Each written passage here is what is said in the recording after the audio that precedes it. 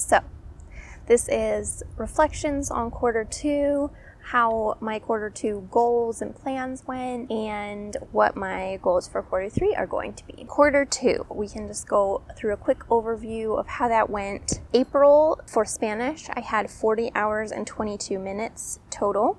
I read 2 books, or I finished 2 books in April. May, I did 69 hours, 59 minutes in Spanish. If I had known that that was going to be the case, absolutely would have done another minute. I finished 6 books in Spanish in May. June, let's see, it is currently the 27th of June, and I have 51 hours and 8 minutes so far. That continues, I will have about 57 hours total in June, and so far I have finished 3 books in Spanish in June. I do hope to finish 1 more before the end of the month. Before I went on a trip to New York last week, I did have an over 90-day streak in Spanish, or in languages in general. And I did consider keeping that on the trip. You know, I could have done a little bit here and there in order to keep it, but I decided to just let it go. I was planning actually on being able to continue doing exactly what I had been doing while on the trip, because I went by myself, so I could have listened to audiobooks and stuff the whole time, except that I couldn't hear anything. I just have regular headphones. Like, I don't have any like noise canceling headphones or AirPods or anything. And so anything that I listened to had to be pretty much music or something that I had listened to before, because I was constantly missing huge portions of it because of outside noise. But anyway, we've totally gotten off track. But basically, I did have a big streak. We're back on it now. I have another like 7-day streak or something now. But I feel like overall, this is the quarter in which I have really hit my stride with Spanish. I have been getting, you know, easily an hour and a half most days. And then like weekends or days that I'm not busy, I will get 2 or 3 hours. Spanish media really does not feel nearly as exhausting anymore. I don't feel like if I'm like a moderate amount of tired from work that I just can't do something in Spanish. You know, like there are definitely still days where I'm exhausted and overwhelmed and I don't even want to do anything really in English, and therefore I don't want to do anything in Spanish either. But overall, it's not nearly as much of a production for me to do things in Spanish anymore, which obviously has greatly helped with managing to do a lot every single day. I'm not gonna lie though, that was all the positives. Now, you know, on to not really negatives, but just other things. I thought that I would feel better at this point. Like, adult novels that I've read before, kids' books that I haven't read before, shows, pretty much any type of show, you know, I can go in and I can get the gist of what's happening. And when I heard other people say that prior to getting there myself, I thought that my level would be better when I got to that point. I don't know if that makes any sense. I think part of the thing that I didn't really understand before getting to this point was that there are so many levels to understanding something. I think this became most clear for me when I read The Alchemist, because it was the first book that I had read in Spanish that I had not read first in English. So I read it in Spanish, I understood the plot, I understood the messages, we were good to go. Then I listened to it in English just to make sure that that was true, that I had understood it. And I just was so surprised by the difference, because I was not wrong. I did understand the plot. I did understand the messages. But there was so much that I didn't get. Imagery, there were some little like fables contained within the story, that it wasn't even that I didn't understand them, I didn't recognize that they were there even. And so that was so strange to me. I think that this is just something that I couldn't possibly have known or understood until I got to this point. And so that was just an experience that I, you know, had to have for the first time. Okay, change of scenery because the sun was in my eyes. So I think I'm in a really good place with Spanish. I think that from here it should be theoretically pretty smooth sailing, that I can just continue what I'm doing, and yeah, we shall see. I am a little bit afraid that I'm going to start having the issue with Spanish that I have in English of just being burnt out on a certain form of media, like reading or audiobooks or podcasts.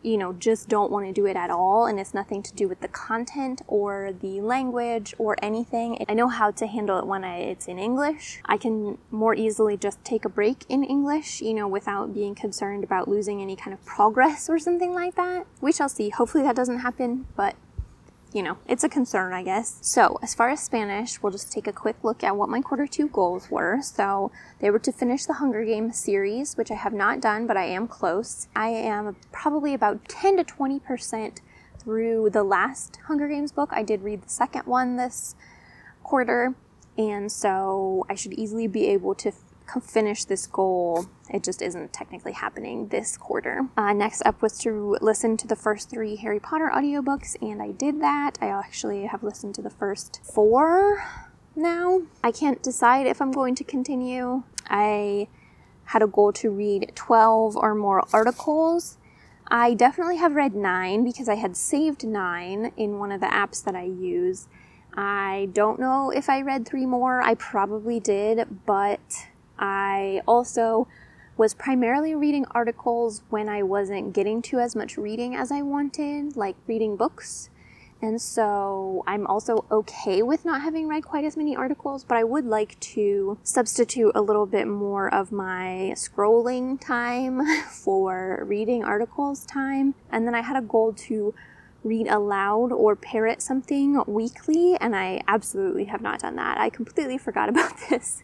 I have tried to read aloud somewhat, and when I'm listening to audiobooks, I've actually started trying to repeat phrases occasionally, but overall, no, this has not happened. Completely forgot about it. So just quickly going through my other goals for the quarter, I had a goal to reach my prior level in ASL, and I have not done that. I don't really have any tracking stats for ASL. I did track a couple things that I did, but overall, most of the exposure to ASL that I get is through social media. I have not done nothing in ASL this quarter, but I also have not made it as much of a priority as I wanted to, and I do not think I have reached my prior level in ASL. I have, I would say, improved my comprehension closer to my prior level. Korean, my goals were to solidify the alphabet and to learn the top 50 words. I have definitely not done that. I did study Korean for 2.5 hours in April, and I did not study it at all in May or June. Then I had a goal to dabble in French this quarter. I wanted to watch media in French, maybe do some basics on Duolingo or something like that, and I did do that. And then I also had what I'm going to call a dabble fail. Like when people foster kittens and then they end up keeping them and they call it a foster fail. I'm going to call this a dabble fail because I am now actually just learning French. All right, so on to my quarter 3 goals. I'm so excited. For Spanish, there is a carryover goal to finish Mockingjay. So that is just to finish the Hunger Games series. This one is a little bit random, but I would like to get my unread Spanish bookshelf below 10 books on it because I've talked about this in previous videos. I don't love having tons of unread books. They kind of start to feel like a burden at some point, and I don't want my Spanish books to feel that way. So I think I currently have 16 or 17. So some combination of reading and possibly decluttering if I'm not excited about reading any of them anymore. I would just like to get that down to 10 or below. Start/continue planning a trip to a Spanish-speaking country. And my goal is to get 2 hours per day in Spanish. So for the month of May, I did more than that. For June, I did not quite do that much. I think I did about 1.8 average per day. It won't look like that on my tracking app because I started using the app in November of 2021. From November through like March, I was really not doing that much studying. So anyway, it will not be that average, but it will be the average for the quarter if I can. And then other than that, it's mostly just continuing what I'm doing. I may add more to these goals if they start to feel like I'm not pushing myself enough. But at this point, I honestly just feel like it's more listening, more reading. I do think I probably want to add in here that I just want to keep reading articles. I don't know that I necessarily need to add a number, but I think that articles give you a chance to read about different topics. In general, in books, I'm not going to be reading about science or technology or, international things so I think articles are really good to include in the rotation. So for French, man, I'm so happy about French. I have always loved French. I have always wanted to learn it. When I was a kid, I was really wanted to learn French. But everybody, talked about how useless it was, of course. Anyway, so right now what I'm doing is the Duolingo French course through Spanish, starting to try to read books or watch videos or whatever. I got a children's book in New York that I've been working through. So by the end of the quarter, I would really like to be able to read a chapter book. I think that between Spanish and English, that is not unrealistic, that in 3 months I could be reading a chapter book, but also, who knows? But that's the goal. If I don't reach it, that's fine. There are not nearly as many graphic novels available in French to me, personally, because of where I'm located, as there are Spanish, and that was kind of the big bridge that helped me get to chapter books in Spanish. So we're going to have to kind of jump over that bridge instead, but I think it will be okay.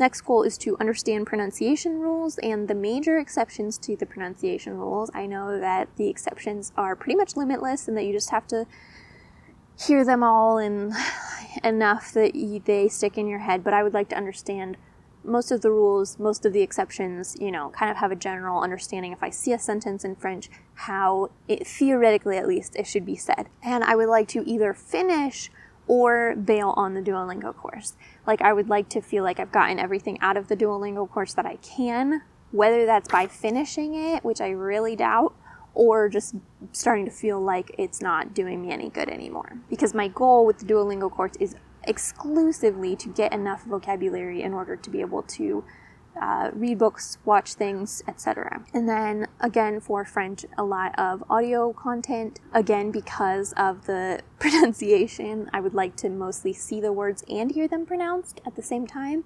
But probably by the end of the quarter, I would like to be able to do some audio only content, or at least be trying it. And then for ASL is not going to be a major focus this quarter, but I would like to watch more, and I would like to watch more long form content. I would like to find some more YouTubers to watch, or some form of content that's longer than Reels and Instagram stories and stuff, because that is how I'm primarily getting ASL exposure right now. So my goal is an average of 2 hours a day in Spanish, 30 minutes a day in French, and 10 minutes in ASL. That's my goal. We will see if that happens. And then Korean is really not going to be a focus for this quarter. If I decide I want to experiment and dabble in it, then I will definitely do that. I'm not shutting the door on it by any means. But I am really motivated in French right now, so that's kind of what I want to keep as the secondary thing to Spanish. But I did start a K-drama called Signal that Natalia Garza recommended, and so far it is very, very interesting. So I think probably, even if I'm not studying Korean, reading Korean literature and watching K-dramas was really what motivated me to start learning Korean to start with. If I keep that in my life, then I think that I will keep the desire to kind of try Korean again. So anyway, so I think that is everything for this video. I think that I am probably going to make another video updating my Notion and kind of getting resources and stuff planned out, hopefully for the quarter. But in the meantime, let me know how your year of language learning is going or isn't going, and let me know what your plans are for the rest of the year, and I will see you in the next video. Thanks! So yesterday I went to a park to try to record this video, and this lady came over and was like, "Are you taking pictures?" And I was like, yeah. And she was like, "Did you take any of me?" And I was like, "No." My camera was facing the opposite direction of her. She was like, "Well, if you did, can you please delete them?" And I was like, "Yeah, absolutely did not take pictures of you. Doing my own thing over here." And yeah, so then after that, it just felt weird. Anyway,